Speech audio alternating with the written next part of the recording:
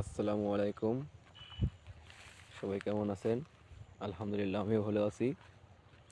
সকাল সকাল দাঁত ব্রাশ করতে করতে যখন ক্ষেতের দিকে আসলাম, তখন দেখি আমার 3 ঘন্টা আগে আমার এক ভাই কালকে 3 ঘন্টা 30টা দিয়ে এখন এ কি গোলকপি ভাই? আমার কোম্পানি গেছে দিয়েছে ওলি হলো না আলি না আলি হ্যাঁ হ্যাঁ হ্যাঁ, ঠিক আছে। আমার ভাই তিনি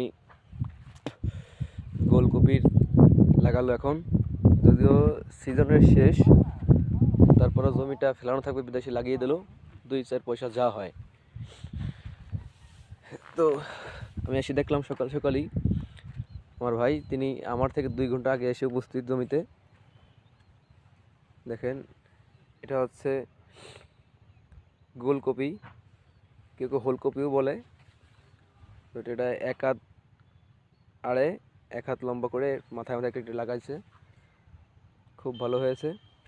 দেখেন, একই জমিতে অনেকগুলো ফসল। এটা হচ্ছে ঘিয়ে কাঞ্চন শাক, সাইডে ছিল লাল শাক, সেটা উঠে গোলকপি লাগানো হয়েছে। আবার এই যে আছে আলু, গোল আলু, এটা হচ্ছে পালং শাক। সাইডে আছে লাউ, কদু যেটাই বলেন।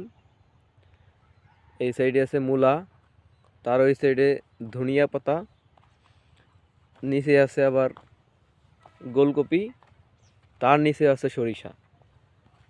তো আপনারা যারা বলেন যে ফসল এবছর নাকি খুবই দাম কম পাচ্ছেন সব শাকসবজিতে, তা আপনারা এক ফসল না লাগিয়ে একই জমিতে একটু একটু করে অনেক ফসল লাগাবেন, অনেক জাতের ফসল।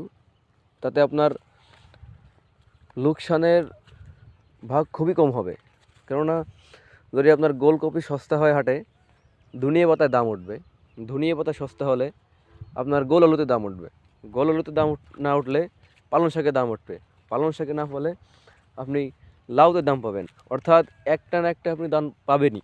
সুতরাং আপনারা এক ফসলে একই জমিতে এক ফসল না চাষ করে আপনারা কম কম করে অনেক প্রকার ফসল লাগাইতে পারেন। এতে করে আপনাদের পারিবারিক চাহিদা মিটবে এবং আপনারা লাভবান হতে পারবেন, লোকসান খুবই কম হবে। এই সাইডে আরেকটা জমি আছে, সেটাও আমাদের। এখানে আবার দেখেন, এই যে ধনিয়া পাতা কেবল মাত্র 16 দিন বয়স, খুবই ছোট রয়েছে। হ্যাঁ, এটা আর 15 দিন পর মোটামুটি উঠুন যাবে। আজকে পানি দেবো বিকালে। তো এখন ধনিয়া পাতা বাজারে আছে 20 মুঠা 1 কুড়ি, আমাদের এদিকে 20 মুঠা হচ্ছে 80 টাকা। তার 15 দিন পরে 20 মুঠা হবে আপনার 150 টাকা আশা করা যাচ্ছে। হ্যাঁ, এটা হচ্ছে বর্তমান আপনার ধনিয়া। কালকে এখান থেকে 1 কুড়ি উঠানো হয়েছে, 80 টাকা বিক্রি করছে। আগামীতে আরও বেশি হবে ইনশাআল্লাহ। এই যে এখানে হচ্ছে গোল আলু, এটা আমি নিজে হাতে লাগিয়েছি, খুব ভালো হয়েছে। সাইডেই আছে রসুন, খুব কম, ভালো করে দেখা যাচ্ছে না, অনেকই লাগিয়েছি।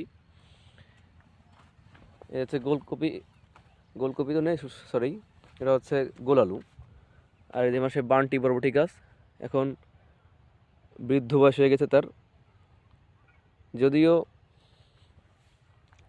বয়স হয়ে গেছে তবুও ফলন কিন্তু কম নেই, দেখতে পাচ্ছেন। এখনও ফলন রয়েছে ভরপুর। গাছের বয়স 104 দিন আজ। হ্যাঁ, আপনারা বান্টি বরবটি লাগাতে পারেন পারিবারিক চাহিদা মেটানোর জন্য।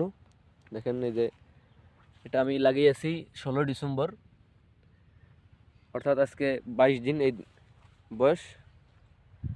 সাইডে আছে আমার আরেক ভাইয়ের সরিষা। এই যেখানে হচ্ছে কুমড়া গাছ, খুব ভালো হয়েছে। এই যেখানে কিছু ভেন্ডির চারা রয়েছে। ভেন্ডি গাছগুলো বয়স হয়ে গিয়েছে, তবুও কাটতে মন চাচ্ছে না, একটা দুটা যা হয়, অর্থাৎ নিজেদের কিছু হয়ে যায়। এই দেখেন, এটা হচ্ছে রসুন। এখানে 5 শতাংশ জমিতে রসুন চাষ করেছি আমরা। খুব ভালো হয়েছে। আপনারা যদি কেউ পারিবারিক চাহিদা মেটানোর জন্য শাকসবজি চাষ করতে চান তাহলে অবশ্যই মশলা জাতীয় ফসলটার দিক বেশি ঝুঁকবেন, যেটা কিনা সারা বছরই দাম থাকে।